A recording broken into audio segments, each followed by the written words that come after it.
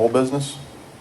Yes, old business, we have 4 items. The first item is ordinance RZ 13-03. It's a text amendment to the city zoning ordinance related to building height, the maximum height for single-family residences, and threshold requirements for single-family detached structures. This is a second reading. We have discussed it a few times in our work sessions in the past, as well as the first read that we had at our last meeting.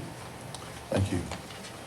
Is there a motion on ordinance 1099? Mr. Mayor, I move that we approve ordinance ID 1099 RZ 13-03 text amendment to the city's zoning ordinance related to building height, the maximum height for single-family residences, and threshold requirements for single-family detached structures. Is there a second? I'll second. Discussion? All in favor of adopting? Discussion, I'm sorry. I'm going to reiterate what I said at the last meeting, and I heard concern from some of the other council members about moving forward. I think the ordinance, part of the ordinance is right. There's a section in here where we eliminate, which is part 5 of the proposed ordinance, where we eliminate reference to a threshold. There has been concern from some members or some residents in my district, and I heard similar concern from some of the council members, that if we eliminate that threshold requirement, then there's an opportunity for builders to, quote, push a mound of dirt up and set a house as high as they want to.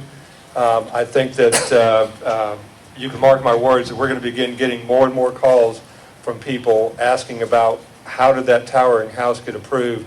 The easy lots are gone. We're getting into the more difficult lots, and in a lot of the neighborhoods where we have single-family residential properties, if we don't control somehow where the first floor of the new house is next door, which is what Part 5 of this ordinance eliminates, then I think we're going to have issues with homes towering over the adjacent. People are going to be looking out of the window into, now they're looking into their neighbor's window.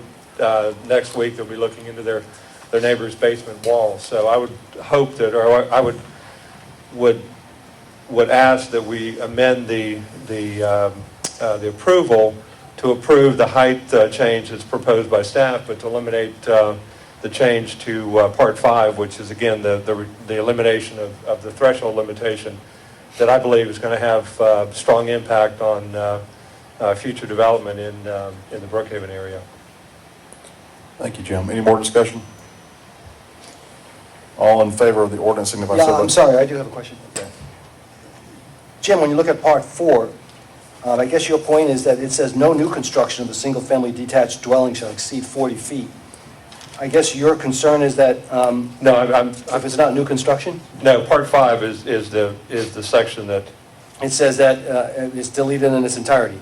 yes. Elevation of residential thresholds. Yes. But Part 4 in It A was a motion. says that it's Point of order, Mr. Mayor. Yeah. It was the form of a motion to amend the original motion. There would be a requirement of a second before there'd be discussion on the amendment.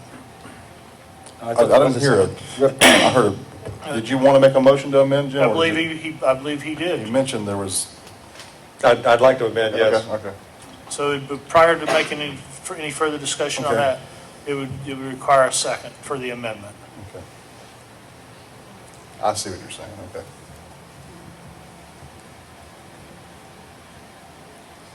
All right, there's no second? Hearing none, then we'll just go back to the discussion on the first. All right, The the first- amendment dies for lack of a second. Okay, all right. Okay, any more discussion? Joe, if you want to, can you? Jim, did you finish your sentence? You were talking. Well, no, I mean, Part A talks about 40 feet in height. So clarify for me. My request was to eliminate Part 4 of the proposed ordinance, which eliminates in its entirety Section 27-749. You mean Part 5? Part 5, yes, I'm sorry, Part 5, yes. And that's the one that I think long-term, we're going to have problems with that. We're going to be getting more and more calls from people who are wondering about the house next door and how it got to be so tall. I'll make a comment. I'll discuss this. That may, there may be some issues come up with it in the future or not. I don't know. when Susan Cannon presented this last week, this is the ordinance that she kind of came up with in response to our request about height restrictions. And she said this was the tool she needed to apply the height restriction ordinance effectively in Brookhaven. She came up with a tool. She's seen it used in other jurisdictions. If problems arise, again, we can address it then, but she seemed to think that this was an effective tool where, And I don't disagree with her that parts 1 through 4 are effective, and that deals with changing the height from 35 to 40 feet. It provides for the average height versus the threshold height. Part 5 is a completely different matter. That is setting the first floor elevation of the house relative to the existing house. she got rid of the threshold requirement, right? That's correct. And the reason she did that is because the threshold requirement was partially problematic, is what she said. Well, let me chime in a little bit. It was problematic because the surveyors were not providing sufficient information for them to determine what the That's right. what the threshold was. The threshold requirement is being replaced, and correct me if I'm wrong, No. by the average elevation of the slope No. of land. No, Marie can state it. No, the original, we're using threshold in two different ways. One, we're using, in the existing ordinance, correct me if I'm wrong, Marie, but in the existing ordinance, the threshold is used as the starting point for the 35-foot height limitation on houses. That's going away with the new language in parts 1 through 4. Now the height of the house is based on a 40-foot from the average grade around the base to Right. a 40-foot average. So we're getting to the averages. Right. That's parts 1 through 4.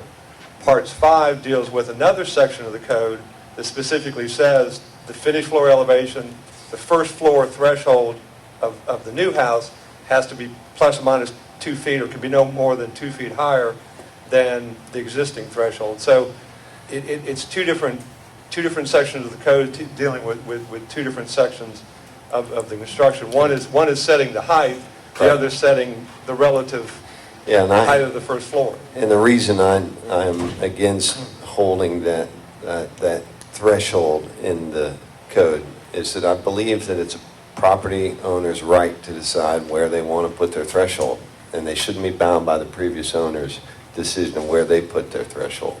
This is a property owner's rights issue, and when you're tying somebody to a legacy threshold that was not the reason why they bought the property. Marie, do you have any? I was just going to say, Ms. Cannon discussed this at length at our last meeting and explaining it, and I think in her explanation, Mr. Madison prepared the best graphic. Yeah, where's your That was graphic, Maeve? available. It was like, So she it's called on it the the record. seesaw. Right, it is. But what this is in response to is a request from the community.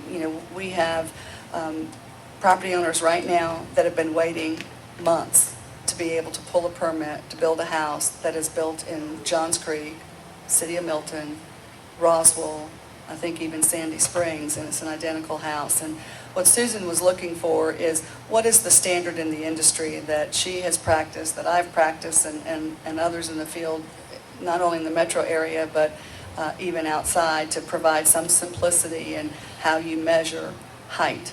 And I think and believe with what she has presented is the remedy. Thank you. All right, any more discussion? Again, I disagree. I think they're two separate items, but I guess that's my opinion, and we'll let the council decide. But I think they're two separate items, and I think that we will hear from folks asking about how that house got put on top of the pile of dirt and so high next door. All right. Well, we heard from folks on the present ordinance that caused problems. It caused problems at my house. So there's a track record for the present ordinance. We'll see if the one gets developed for the second one. But you might be right, Jim. We might end up having to come back and, Again, the change would have allowed your house. I mean, it takes it from 35 to an average of 40 with parts 1 through 4 of the proposed ordinance. all right. Marie, do we have projects pending on this Yes, we approval? do. Okay, that's number one. Number two, we want to come back and revisit this on that issue, we can. Absolutely, at any time. And your best indicator is going to be Susan Cannon. Right. Who receives and reviews and works with her staff in the Community Development Department to see where there are flaws or problem areas in any ordinance. Okay, This well, one in particular. regardless of the outcome of tonight's vote, Can I ask that on the next work session, we talk about this particular one? Absolutely, we can put it back on. Thank you. Thank you. All in favor of adopting the ordinance, signify so by saying aye. Aye. All opposed? Aye. You say Nay. no. Say nay. No. Night. Never. Nicht. All right. Ordinance passes. Daniel, please enter to the record.